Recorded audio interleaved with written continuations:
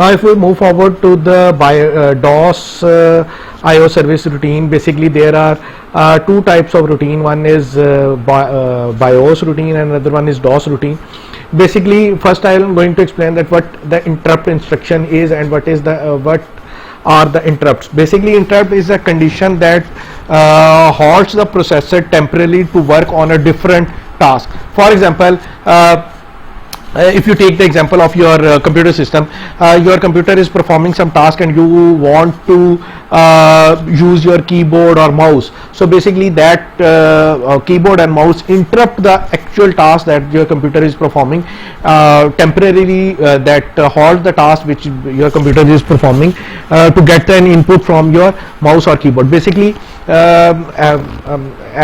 I hope you already know that the processor cannot do parallel processing. They can perform one task at a time. So basically, if your processor is performing one task and you want to give any input from the keyboard or any other device, from the mouse, so you need to interrupt that task. So basically interrupts are used in such a way that they halt temporarily the primary task basically that your processor is performing and get an input from that interrupt. For example, now if you interrupt can be a signal or an event that allows peripheral devices to communicate with your processor meanwhile performing some primary task. So in our case, there are basically two types of interrupt. One is non-maskable interrupt and other one is interrupt request. So first of all, I am going to explain that what non-maskable interrupt mean.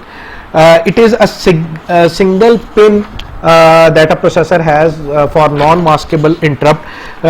It cannot be disabled. It has the highest priority in 8086. Then there is an other type of interrupt, that is basically interrupt request, which is being used for communicating for IO ports and other peripherals. Then there are basically a category that is known as software interrupts.